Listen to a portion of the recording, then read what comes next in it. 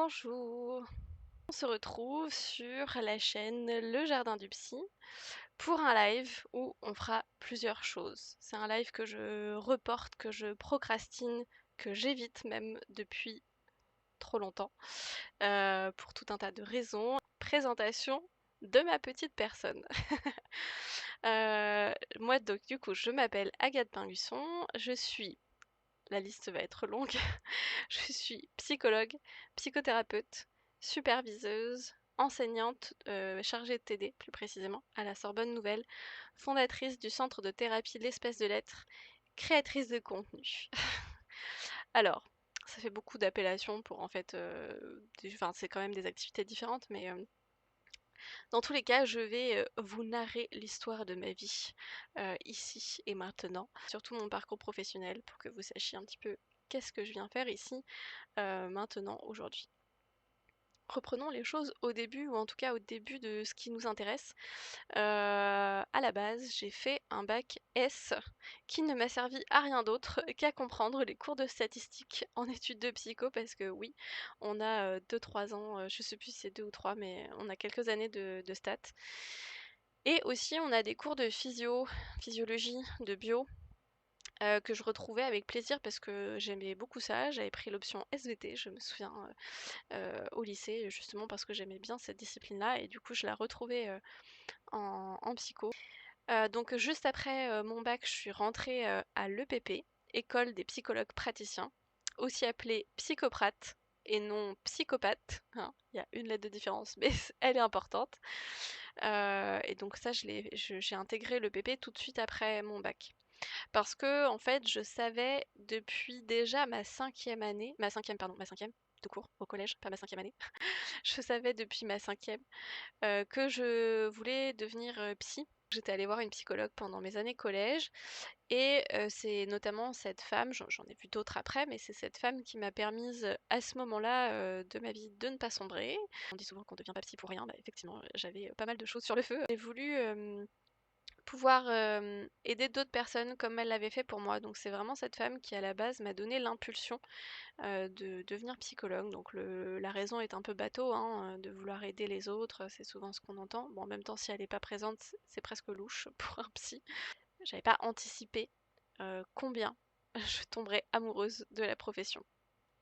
C'est un peu comme si j'étais tombée dans la marmite de la psychologie dans mes plus jeunes années, puis que même encore aujourd'hui, je continue à m'étonner de la puissance de cette discipline.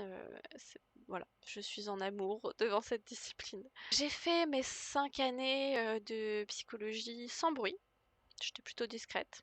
Hein, les études de psychologie, ça dure 5 ans. J'étais tellement discrète que après le diplôme, j'ai eu des échos de camarades qui m'ont dit m'avoir découvert après. Malgré 5 années passées quasi côte à côte, hein. Parce qu'en fait, il faut savoir que le PP, c'est une fac privée, ce qui veut dire qu'on était en petit comité quand même. Par rapport aux universités publiques, on était quand même peu nombreux par promo. Par promo, je crois qu'on était un truc genre 200 au début, sachant qu'à l'EPP, je fais comme ça parce que l'écrémage, le tri, se faisait entre la première année et la deuxième année, contrairement aux universités publiques où elle se fait plutôt, avant c'était entre le M1 et le M2, maintenant c'est entre la L3 et la M1. Nous voilà, tu passes la première année, un peu version médecine quoi, on fait la première année puis après on est crème. Donc au tout début on était 200, et à la toute fin, dans ma 5e année, donc ce qui équivaut au M2, on devait être une trentaine à tout casser dans ma spécialisation en dernière année. Donc ça faisait vraiment des petites classes, on a le temps de se connaître en 5 ans, surtout quand les gens vont au célèbre apéro de l'EPP qui se faisait qui se font toujours d'ailleurs dans la petite cour de l'établissement, mais auquel je n'y suis allée que 2 rares fois en 5 ans. Hein, voilà. Alors bien évidemment, il y en a beaucoup plus que 2 fois par an, hein, des apéros. Je sais même pas à quelle fréquence c'était fait parce que j'y allais tellement pas, je me renseignais tellement pas là-dessus que je ne sais pas trop. J'ai eu une vie sociale très calme à ce moment-là. Mais j'ai quand même profité du fameux week-end d'intégration, donc je peux dire que j'ai fait mon passage rituel dans la vie étudiante. Je suis contente d'avoir fait ça une fois dans ma vie, je pense pas le refaire, mais c'était sympa une fois. En deuxième année, il s'est passé quelque chose. J'ai lu un livre, j'en ai lu d'autres, hein, mais celui-là, il était particulier. J'ai lu un livre trouvé chez France Culture. Ah, parce que je pense que personne ne connaît France Culture, mais parce que ma grand-mère avait un abonnement dans leur magasin à cette époque-là. Et donc on devait trouver, elle avait le droit à tant de livres, je crois 2 ou 3, je sais plus, par mois, et avec ma sœur, on était missionnés par ma grand-mère pour aller chercher les 2-3 livres du mois dont elle avait le droit, et du coup on pouvait choisir chacune un livre. Et donc moi j'ai trouvé ce livre qui s'appelait Un chat médium nommé Oscar. Et je l'ai acheté parce que à ce moment-là, enfin c'est toujours le cas, mais j'aimais beaucoup les chats. Mais j'étais pas du tout prête à la petite révolution qu'il allait mettre en œuvre, ce livre, dans ma vie et surtout dans mes études, parce que c'est grâce à ce livre que je suis tombée sous le charme de la clinique gérontologique, donc avec les personnes âgées. Alors vous me direz, quel est le lien entre un chat et les personnes âgées? En gros, c'était l'histoire d'un chef de service dans un. Alors ils appelaient ça un hospice, mais c'est l'équivalent d'une maison de retraite. C'est au Steer House de Providence à Rhode Island. Et donc c'est un centre qui accueille des patients atteints de maladies d'Alzheimer, notamment Parkinson, voilà, où il y a des troubles cognitifs. Et en fait, alors je sais plus, de mémoire, c'était le chef de service qui était l'auteur, ou en tout cas qui était le narrateur de l'histoire. Et donc il racontait euh, la vie du service, donc il s'était mélangé avec un petit peu de quotidien. Il parlait des résidents qui suivaient, des personnes âgées qu'il voyait régulièrement, comment ça évoluait ou pas, etc. Et il parlait aussi du fait qu'il y avait un chat résident dans cette institution. Donc le chat restait là, voilà, il habitait là, quoi. Donc déjà, je trouvais le principe trop génial. J'étais sous le charme déjà, rien que ça. Et en fait, au fur et à mesure du temps, le personnel soignant, infirmier, médecin, etc., aide-soignant, ont, ont compris, ont réalisé, se sont aperçus surtout, que le chat, nommé Oscar, hein, bien sûr, euh, comment dire, sentait, on ne sait pas très bien comment ça fonctionne, mais sentait quand certaines personnes âgées étaient sur le point de mourir. Alors, c'est pas très gai, hein, vous me direz, mais c'était assez dingue parce que du coup, il se rendait compte que ce chat Oscar, en fait, allait visiter, pas par hasard, pas tant par hasard que ça, les personnes âgées du service, et notamment quand ce chat s'installait sur un lit de résident, mais vraiment s'installait, quoi. Enfin, il s'allongeait sur le lit d'une certaine façon, etc. Euh, En gros, ça voulait dire que bon, bah, dans les 48 à 72 heures, la personne allait décéder. Et c'était pas juste un épiphénomène, quoi. Ça s'est fait plusieurs fois, même quasi systématiquement. Donc, du coup, c'était assez fou de voir comment le personnel soignant s'est un petit peu organisé autour de ça. Ce livre m'a beaucoup accompagnée dans mes réflexions cliniques, parce que au-delà de l'histoire un peu folle de ce chat présupposé médium, le chef de service du coup expliquait comment il travaillait avec les résidents, et ça m'a beaucoup plu en fait. Donc ça y est, à partir du moment où j'ai lu ce livre, j'allais devenir psychologue auprès d'eux. Mais du coup, j'ai fait tous mes stages en gériatrie à l'hôpital, notamment de la Pitié-Salpêtrière, mais aussi en EHPAD pour avoir gériatrie et gérontologie dans mes expériences de stage.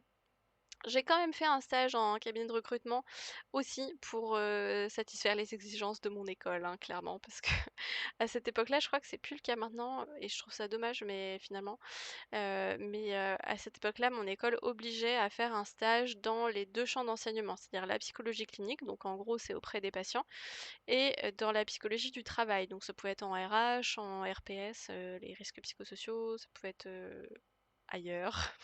J'avoue que j'ai pas trop creusé ce pan-là parce qu'il m'intéressait moins.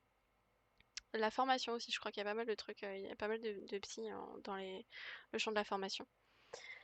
Et clairement, cette expérience de stage en cabinet de recrutement, je suis quand même pleine de gratitude aujourd'hui pour cette expérience parce que je me rends compte à quel point elle m'a beaucoup, aidée à plein de moments, de ma vie et encore aujourd'hui, en fait, pour, mieux comprendre mes patients, adultes actifs, comme on dit. Pour les accompagner dans leur processus de recrutement, dans le stress que ça peut générer.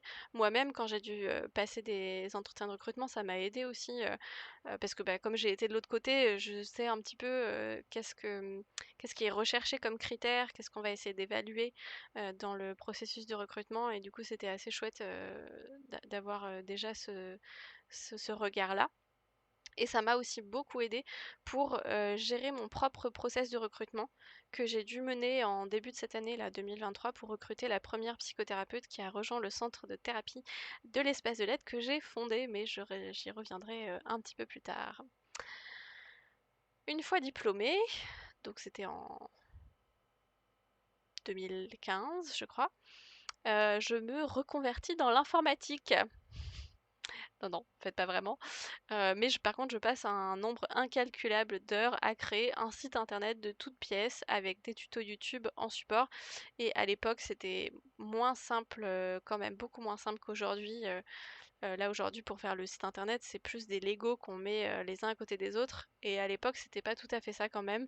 C'était pas non plus le tout début d'Internet, hein, je ne suis pas si vieille que ça, mais, mais c'était beaucoup plus compliqué, quoi. Donc je me suis arraché les cheveux, pour, créer un site internet alors que j'en avais zéro connaissance, zéro compétence, là-dedans et du coup, j'arrive à créer le jardin du psy, lejardindupsy.com. Donc déjà en 2015, il était vivant, et par contre, il ressemblait pas du tout, à ce qu'il est aujourd'hui et je regrette vraiment de pas avoir gardé au moins des images, des screenshots un peu de son évolution.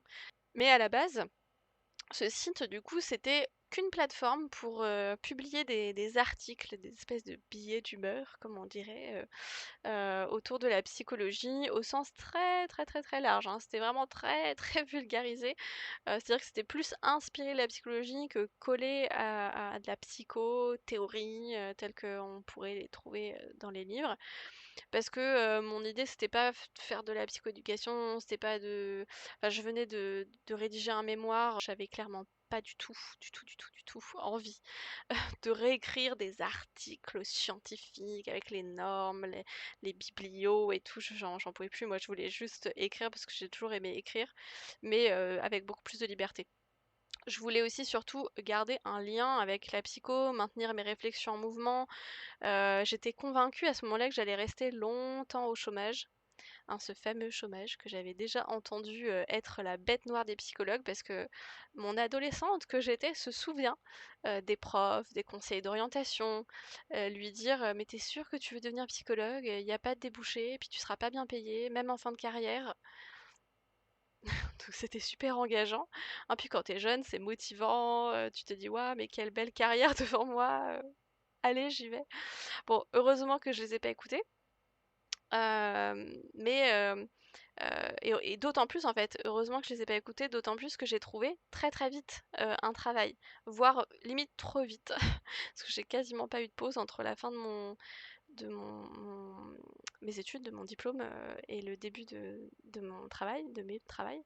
Parce que j'ai trouvé un travail, puis j'ai trouvé un deuxième travail. C'était 2 mi-temps à ce moment-là et j'ai fini, l'un d'entre eux, donc un de ces mi-temps, parce que c'était un remplacement de congé maternité et on m'a proposé en fait plus d'heures sur celui qui me restait. Donc tout s'enchaînait à merveille. Donc j'étais sécurisée, j'avais un travail, c'est à ce moment-là que j'ai déménagé à Saint-Germain-en-Laye, là où je me suis installée en fait maintenant en libéral, donc plus en tant que salariée, mais à la base, l'EHPAD dans lequel je travaillais était à Poissy. Bref, mais heureusement voilà que je n'y ai pas cru trop fort à cette idée que c'était pas du tout possible de s'en sortir en tant que psy parce que, bah, en fait, voilà la réalité m'a prouvé le contraire. Hem et donc je me suis installée, donc après 2 ans, il me semble, de travail salarié en EHPAD, je me suis installée en libéral parce que même si je trouvais et je trouve toujours, aujourd'hui, encore une fois, la clinique de la personne âgée fascinante et vraiment très riche, Je dois avouer que le fonctionnement institutionnel m'avait déjà bien épuisée au bout de quelques années, passées, là-dedans parce que je compte les stages en fait, hein, dedans, qui étaient des stages en alternance donc j'avais l'impression de travailler déjà. Je n'étais pas payée en revanche. Et puis j'avais aussi l'impression en fait d'avoir fait le tour de ce que je pouvais proposer en EHPAD et ça m'a permis aussi de revenir à mon envie première. Dès le début, j'avais déjà envie de m'installer en toute autonomie dans un exercice, de la psychothérapie en libéral. J'ai toujours été, comment dire?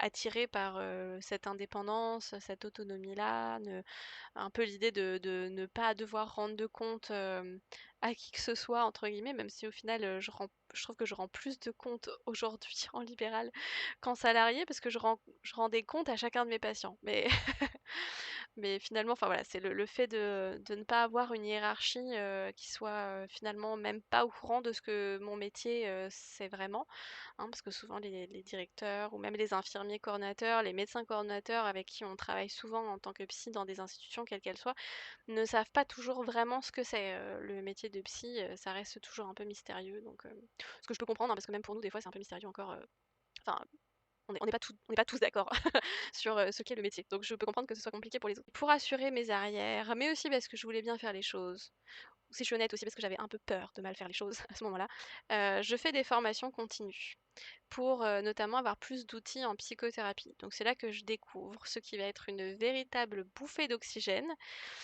qui est la psychothérapie du lien ou aussi appelée PGRO. PGRO, ça veut dire psychothérapie gestaltiste des relations d'objets. C'est une approche théorique, un corpus théorique qui est, tellement pertinent et tellement puissant. Ça a été théorisé par, un monsieur qui s'appelle Gilles Delisle, qui est encore, en vie aujourd'hui et qui, a mis ça en place, à Montréal. Enfin le centre en tout cas est à Montréal. Il y a une école de PGRO. Les gens qui font de la PGRO, ils appellent ça des PGRistes. Mais en tout cas, c'est avec cette base théorique-là que je travaille en grande partie, même si je considère que, bah, je pioche à droite à gauche les outils dont j'ai besoin pour faire avancer mes patients. Donc je suis pas ce qu'on appelle une PGRiste puriste, mais ma grosse base, ça va quand même être celle de la PGRO. Je vais revenir à ça et puis j'agrémente un petit peu avec d'autres choses pour, potentialiser, ce que je trouve chouette déjà en PGRO. Une fois mon bagage théorique, du coup un petit peu plus, lourd, mais dans le bon sens du terme, je me lance enfin en libéral. Enfin, je dis enfin alors que c'était seulement, au bout d'1 an et demi après mon diplôme. Là où on m'a aussi rabâché beaucoup qu'il fallait attendre 10 ans d'expérience minimum en institution pour pouvoir prétendre à s'installer en libéral. Parce que soi-disant on n'aurait pas assez d'expérience, sinon, on ne serait pas pertinent et cetera et heureusement que je n'ai pas écouté non plus, ce conseil-là. Parce que, mon intuition s'est révélée vraie. Mon intuition qui me disait: «Bah, le travail en institution n'apprend pas à un psychologue à devenir psychothérapeute». Bien qu'il possède déjà légalement le titre. Parce qu'il faut savoir que le diplôme de psychologue, ça fait quelques années maintenant que c'est en place, le diplôme de psychologue, il donne droit d'office au titre de psychothérapeute, alors que les études de psychologie ne forment pas à être psychothérapeute, hein. En fait, c'est pour des raisons, juridiques, c'était pour protéger le titre de psychothérapeute et on a un petit peu décidé de mettre les 2. Enfin je dis «on» comme si c'était moi, mais les 2 titres, psychologue et psychothérapeute ont un peu fusionné, mais pour autant les études de psychologie ne se sont pas mis à jour en fait, par rapport à ce statut-là, ce titre de psychothérapeute. Ça veut pas dire qu'on a zéro outil, en sortant des études de psychologie pour pouvoir, accompagner les patients, hem mais pour moi, c'est vraiment pas le même métier que d'être psychologue et que d'être psychothérapeute. Moi, ce que je fais dans la pratique, c'est quand même à 90 de la psychothérapie. Il y a certains patients qui ont pas envie d'aller aussi loin. Ça peut être des choix. Après, le psychologue, il est très, très bien formé, pour l'évaluation, l'avis diagnostic. C'est pas un diagnostic parce que c'est pas nous qui posons les diagnostics, mais on peut faire un avis diagnostic. Bah, tout ce qui est bilan cognitif, bilan de personnalité et cetera. On est vraiment très, très bien formé à ça. Hem Mais après, pour accompagner sur la longueur, sur le long terme, même si c'est du moyen terme, qu'est-ce que je fais avec mon patient une fois qu'on a compris ce qui bloquait? Et là, le psychologue, il est assez démuni pour ça. Donc, je reçois mes premiers patients à ce moment-là, donc je m'installe à Saint-Germain-en-Laye. Je refonde mon site à l'occasion pour en faire un site vitrine de mon activité en libéral. Donc, c'est le premier relooking officiel de mon site. Et à ce moment-là, je ne me doutais pas qu'il allait y en avoir encore beaucoup après. Parce que dans ma tête, c'était en mode, bah voilà, j'ai trouvé, je m'installe, je fais ma petite vie, puis bah, je vais faire ça toute ma vie, quoi.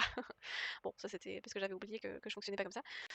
Mais à ce moment-là, je suis à la fois comment dire, stressée à chaque nouveau patient, à chaque nouvelle consultation qui s'en vient. Je me demande mais est-ce qu'on aura des choses à se dire? Et puis s'il me dit des choses, est-ce que j'arriverai à l'aider, etc. Je sais pas si je serai à la hauteur. Je me re-questionne mais 10 000 fois pour savoir combien je fais payer le patient. Est-ce que mon travail est de qualité? Est-ce que ça mérite le tarif que je demande?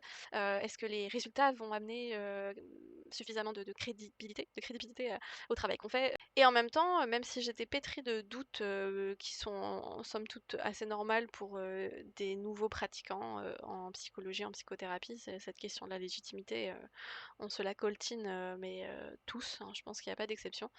Hem mais malgré tout ça, je reste convaincue que jamais j'aurais envie de changer de métier, mais vraiment pour rien au monde. Je sais que c'est quand même ma place, que tout n'est pas parfait, loin de là, mais voilà, donc je m'accroche, j'essaie de me recentrer, de dire: «C'est bon, ça va aller», et puis surtout j'essaye de faire, de donner un peu le change aux patients, de faire comme si je savais ce que je faisais.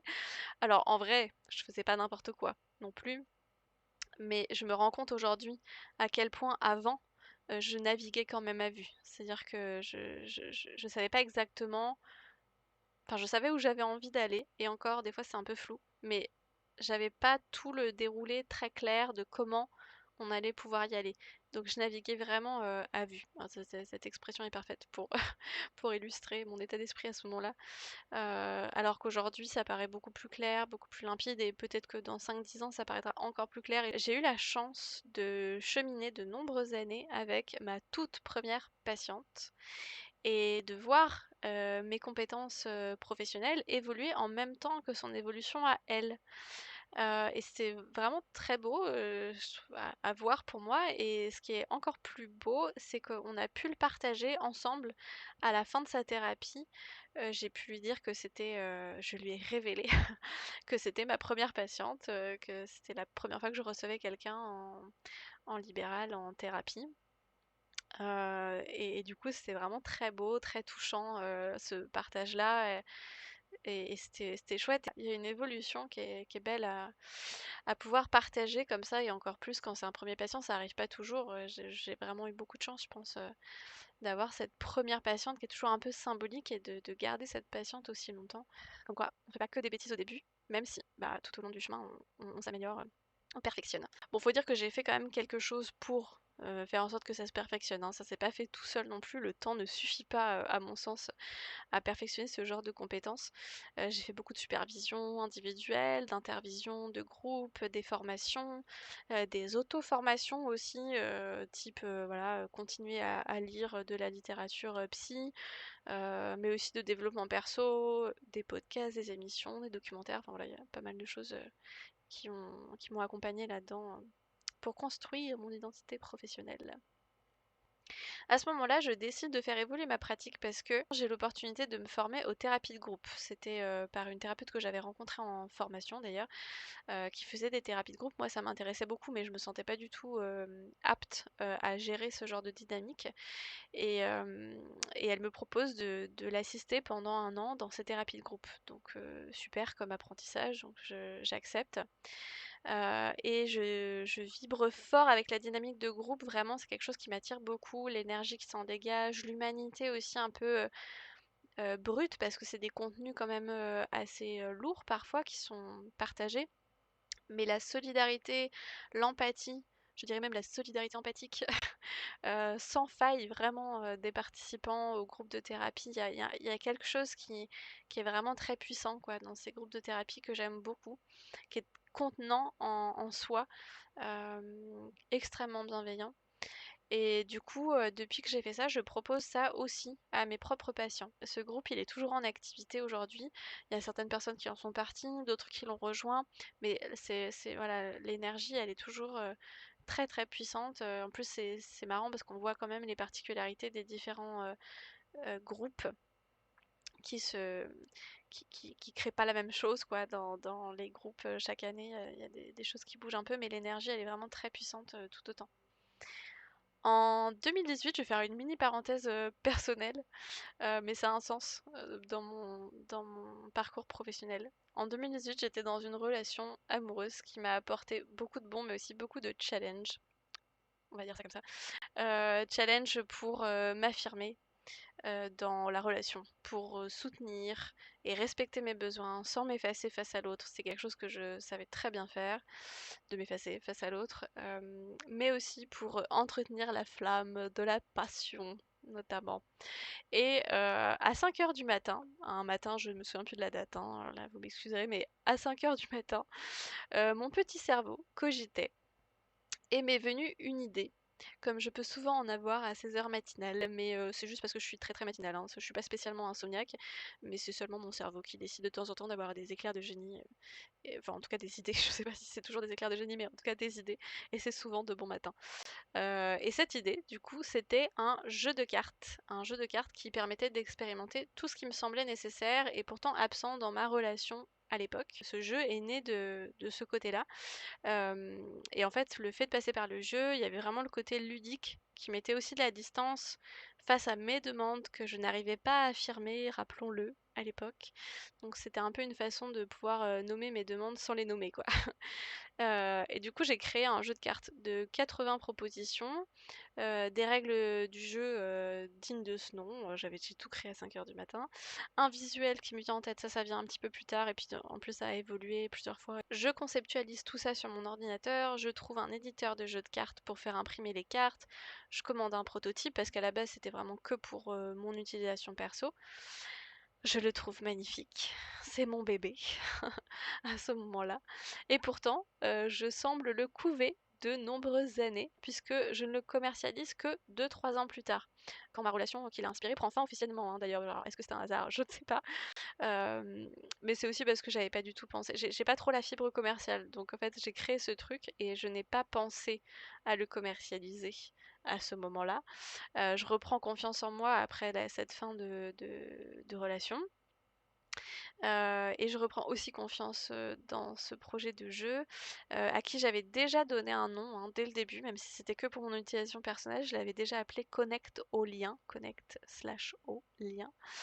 Et en fait, pour le commercialiser, je refonde encore une fois mon site pour y installer une boutique en ligne, un système de paiement et tutti quanti. Donc je mets tout ça en place, je redeviens informaticienne à ce moment-là. Ça n'a pas été facile cette partie-là parce que c'était encore plus complexe que ce que j'avais fait avant. Le marketing n'étant pas mon fort, ce jeu il fait des débuts très discrets. Mais j'en fais quand même profiter certains de mes patients et je dois avouer que j'en ai offert aussi plusieurs, tellement ça me tenait à cœur de le transmettre. J'aime beaucoup transmettre de manière générale. Et c'est pour dire aussi combien j'ai pas la fibre rentabilité du tout à la base, puisque je me suis rendu compte qu'il fallait que j'arrête en fait de les distribuer à mes proches sans les faire payer parce que ça me revenait vraiment très très très très cher cette histoire. Quand on édite des jeux soi-même, individuellement, c'est excessivement cher. Et donc là, j'étais en train de. Bah, c'était des cadeaux très généreux, hein, mais il fallait que j'arrête quoi.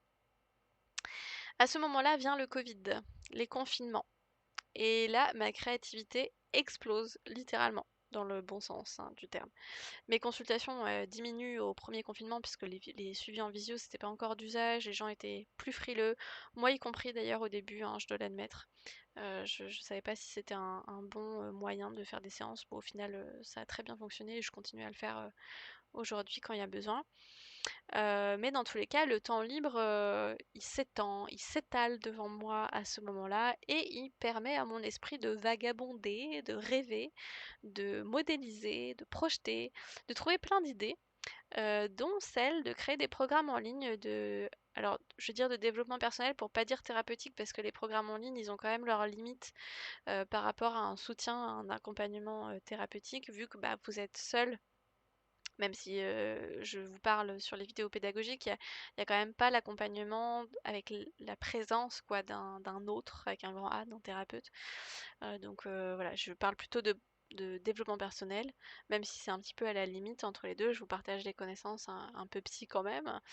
Euh, mais notamment, il y a cette idée de programme en ligne autour de la régulation des émotions qui me vient naturellement en tête, parce que, notamment parce que je me suis spécifiquement formée dans cette thématique-là de la régulation émotionnelle et je souhaite du coup par la même occasion transmettre cette vision des émotions que je trouve ultra pertinente et d'ailleurs c'est une vision qui est basée sur une théorie hein, qui est tout à fait comment dire elle est d'ailleurs très très validée scientifiquement parce que c'est à ma connaissance, c'est une des seules théories des émotions, de la régulation émotionnelle, qui se base sur tout le champ des neurosciences affectives.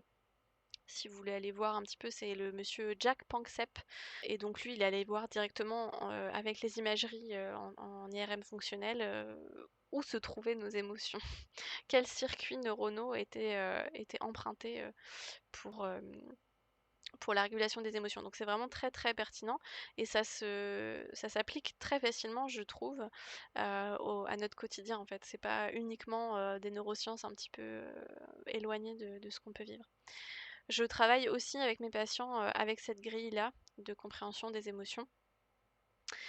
Donc pendant le confinement, j'écris un petit peu le script des vidéos pédagogiques, je conçois les activités ludiques et thérapeutiques associées à chaque module, donc chaque émotion, hein, chaque secteur émotionnel, pour travailler si on est suractivé, sous-activé, comment on fait pour revenir à une activation dite moyenne, normale. Et malheureusement, je me retrouve bloquée par un manque de moyens techniques. Donc je vais devoir attendre quelques années à ce moment-là, donc c'était du temps des confinements, hein. Je vais devoir attendre quelques années avant de pouvoir le remettre en mouvement, ce projet. Et en fait, je suis encore au travail aujourd'hui sur ce projet pour le rendre accessible à la vente, mais c'est en bon chemin. Il devrait, j'espère, être commercialisé d'ici la fin de cette année 2023. Si ce n'est pas le cas, j'espère que ce soit au moins début 2024. Dans le même temps, donc toujours pendant les confinements, alors je sais plus si c'était le premier ou parce qu'il y en a eu tellement que pendant un confinement en tout cas, et toujours dans cette idée de transmission, j'ai l'idée de créer un podcast. J'appelle ce podcast Les Dessous du Psy. L'idée c'est toujours de transmettre des connaissances, des réflexions, etc. Je l'ai créé en 2021 dans l'optique de poursuivre ma quête de transmission, d'accessibilité de la psychologie, surtout du processus psychothérapeutique. J'ai vraiment pensé ce podcast autant pour des personnes non psy, patients ou non, que pour des professionnels de santé, dont psychologues, psychothérapeutes, mais aussi élargis en fait. Mais vraiment pour recentrer sur le processus psychothérapeutique. Donc c'est à mi-chemin entre formation, alors avec des gros guillemets, hein, parce que c'est pas vraiment de la formation, mais c'est à mi-chemin dans l'énergie, dans la dynamique, entre formation, supervision, analyse de pratique, vulgarisation, démystification de la psychologie, de la psychothérapie, voilà, c'est un petit peu un mélange de tout ça. Ça me permet d'y aborder des thèmes divers autour du positionnement thérapeutique, des coulisses de la thérapie, de la posture du psy, des tenants et aboutissants d'un accompagnement psychologique, des secrets de fabrication de la thérapie, des mystères autour de la figure symbolique que représente votre psy, mais aussi de l'humanité, de la relation interpersonnelle, des outils thérapeutiques à découvrir, des réflexions éthiques, etc. Par ce podcast, je souhaite partager tout ce qu'on ne dit pas ou qu'on ne pense pas à dire, hein, c'est pas forcément un secret d'État, mais et qui enrobe tout le processus thérapeutique. Donc tout ce qui fait le thérapeutique, thérapeutique veut dire changement, transformation, de l'accompagnement psychothérapeutique. Donc vous pouvez retrouver le podcast sur la plupart des plateformes d'écoute, dont Spotify, Apple Podcast, Google Podcast. Je l'ai mis aussi en ligne sur mon site internet Le Jardin du Psy si vous avez envie de l'écouter sur cette plateforme-là. Je laisserai les enregistrements vidéo des podcasts disponibles sur la chaîne Twitch du Jardin du Psy. Et je les publierai également sur YouTube à la chaîne qui s'appelle Agathe Pergusson pour l'instant. À la sortie du Covid, j'ai à nouveau une belle opportunité, celle de reprendre la responsabilité d'un cours de TD à la Sorbonne Nouvelle à des étudiants en L1 qui se destinent à devenir professeurs des écoles, des collèges et des lycées. L'intitulé du cours, c'était et c'est toujours psychologie de l'enfant et de l'adolescent. Et en fait, comme j'avais un peu carte blanche pour reprendre le contenu du cours, j'en ai fait un cours, alors certes théorique sur la psychologie de l'enfant et de l'adolescent, mais appliqué à la pédagogie pour permettre aux futurs enseignants de comprendre finalement comment optimiser les apprentissages en prenant en compte le fonctionnement psycho-affectif et cognitif bien évidemment, mais surtout psycho-affectif des jeunes. Du coup, j'ai à nouveau un nouvel arc, une nouvelle flèche à mon arc plutôt qu'un nouvel arc à ma flèche. C'est voilà, c'est ça, c'est une nouvelle corde. Mais en tout cas, j'ai un nouveau statut, on va dire, d'enseignant. Je décide d'élargir encore un petit peu plus, parce que je me sentais encore un peu à l'étroit, il faut croire, mais j'élargis encore un peu plus ma pratique en ouvrant des suivis de supervision réservés aux psychologues et aux psychothérapeutes souhaitant travailler leur posture professionnelle, leurs compétences thérapeutiques, leur sentiment de légitimité bien sûr, et l'élaboration de leur stratégie thérapeutique. Donc vraiment la supervision, je ne sais pas s'il y en a enfin il y en a certainement dans d'autres métiers, mais dans le domaine psychologique, on va dire, pour les psychologues et les psychothérapeutes, c'est vraiment un espace qui n'est pas obligatoire. L'idée, c'est qu'un psy puisse consulter un autre psy plus expérimenté que lui pour pouvoir l'aider à cheminer sur son parcours professionnel, sur son identité professionnelle et sur ses compétences, là, du coup thérapeutiques si on est sur de la psychothérapie. Donc moi je me lance en tant que superviseuse et je le fais autant parce que j'aime me retrouver dans une posture de transmission. Là c'est parfait comme posture pour moi pour pouvoir transmettre plein de choses et aussi pour contribuer à ma mesure à l'amélioration qualitative des suivis psychologiques délivrés en France. Alors en France, autour de chez moi en tout cas, parce que là je suis pas au niveau de la France encore, mais même si c'est pas énorme, c'est ma façon à moi de contribuer à ça et du coup je mets à profit mon expérience, mes connaissances aux professionnels qui viennent me consulter en tant que superviseuse. Et je prends beaucoup de plaisir à faire ça en plus, donc c'est très agréable et gratifiant aussi pour moi. À la sortie du Covid, éclot aussi une idée folle, ambitieuse, presque écrasante, tellement elle est grande, celle de créer et d'ouvrir un centre de thérapie qui conjuguerait le statut salarié avec la pratique de la psychothérapie de ville. Cette combinaison, elle me permet de proposer aux employés qui auraient envie de rejoindre mon centre, donc elle me permet de leur proposer une formation de base pour justement ne pas trop naviguer à vue comme moi je l'ai fait quand j'ai commencé, mais déjà savoir avec un peu plus de clarté ce que nous faisons, qu'est-ce qu'on est en train de faire en tant que thérapeute pour accompagner nos patients, au-delà de comprendre leur situation. Elle me permet aussi de proposer à mes employés du coup des séances de supervision comprises dans leur temps de travail. Donc voilà, l'idée c'était vraiment de pouvoir embaucher un psy qui puisse faire son travail de psy, un peu avec tous les avantages, enfin c'est pas un peu, c'est avec tous les avantages du libéral, mais en étant salarié, et le statut salarié lui permet d'avoir la sécurité de l'emploi, c'est-à-dire que même s'il y a une variation dans sa patientèle de nombre de patients, son salaire ne bouge pas, c'est sécurisé. Mais en plus de ça, ça permet aussi à l'employé d'avoir cette formation en étant payé et ses supervisions en étant payé. Donc du jamais vu chez les psys. Mais voilà, c'était vraiment mon souhait de relier tout ça. C'est aussi dans l'espoir de réunir plus de possibilités de prise de rendez-vous, donc plus de quantité pour que les patients puissent venir prendre rendez-vous, mais aussi plus de qualité de suivi psychologique. Si j'ouvre plus de créneaux avec euh, une collaboratrice, même si elle était indépendante, voilà, c'était de pouvoir assurer la qualité du suivi auquel je serais reliée, même si c'était de la location de bureau. Voilà. J'avais envie de me sentir tranquillisée par rapport à cette qualité de suivi qui est donnée aux patients, parce que je trouve que c'est vraiment important de ne pas se focaliser uniquement sur la quantité, juste pour de la rentabilité, quoi. À travers ce projet, j'avais aussi envie, et j'ai toujours envie, de proposer des relations de travail entre employeurs et employés plus équilibrées, plus humaines.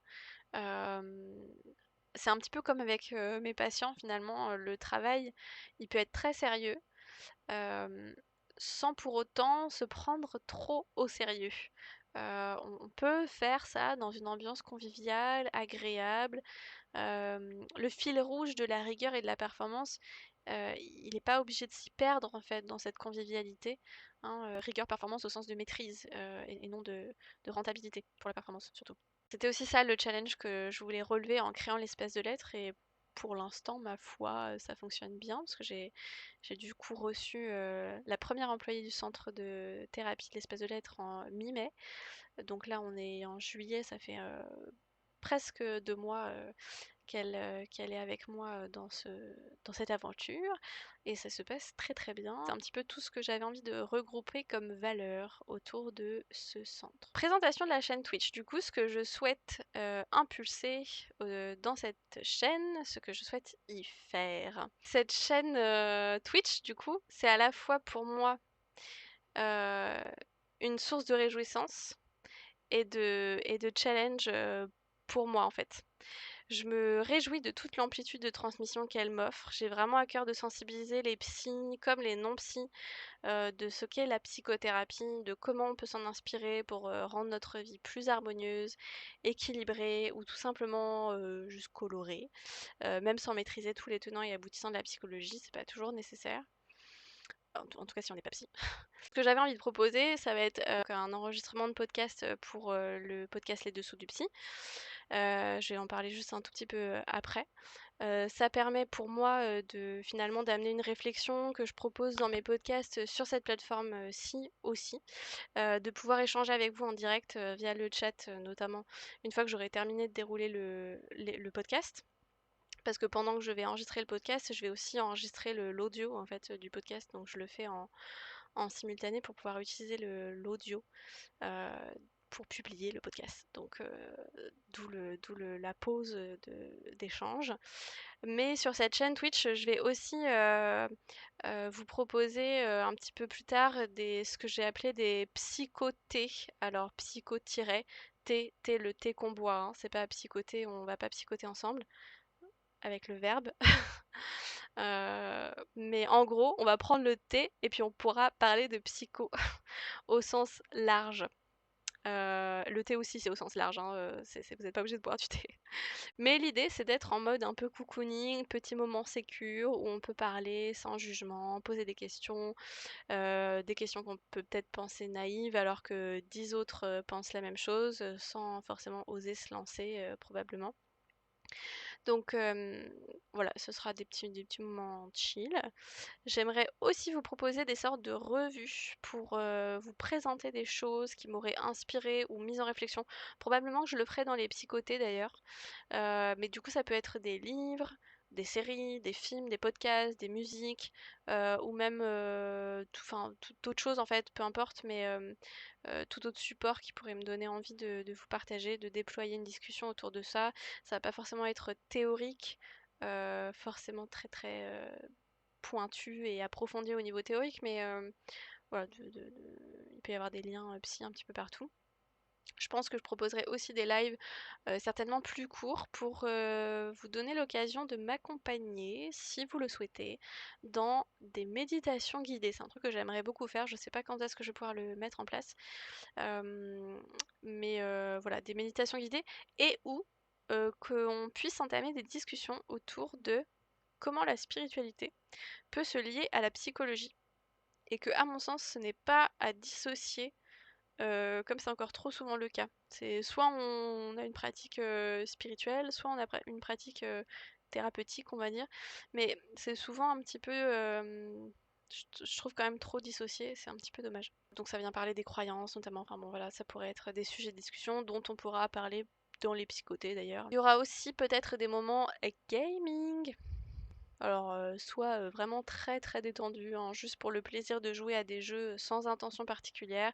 C'est aussi pour ça que j'ai choisi Twitch comme plateforme de streaming, parce que c'est connu pour ça et ça permet ça. Mais j'aimerais aussi vous faire découvrir, voire redécouvrir avec vous des jeux qui pourraient avoir un lien de près ou de loin avec un aspect plus psychologique. À travers certains jeux, j'aimerais voir avec vous en quoi ils peuvent nous soutenir dans nos ressources psychologiques par exemple, ou je sais pas, nous pousser à nous dépasser sur certains trucs. J'ai aussi créé un serveur Discord qui s'appelle aussi le Jardin du Psy, pour pouvoir poursuivre les échanges dans des salons de discussion. Donc vous pouvez y amener votre thé d'ailleurs, si vous voulez. On le verra pas, mais si vous avez envie de se faire ce petit moment cocooning, eh ben écoutez, pourquoi pas. Donc la chaîne Discord, c'est vraiment pour ceux qui veulent discuter en dehors des lives. Je pourrais aussi reprendre des questions s'il y a des questions sur le groupe Discord. Je pourrais extraire ça pour en parler dans des lives si je sens que ça peut être pertinent, ou me donner des idées de thèmes à aborder, ou des choses voilà, qui seraient éventuellement pas claires.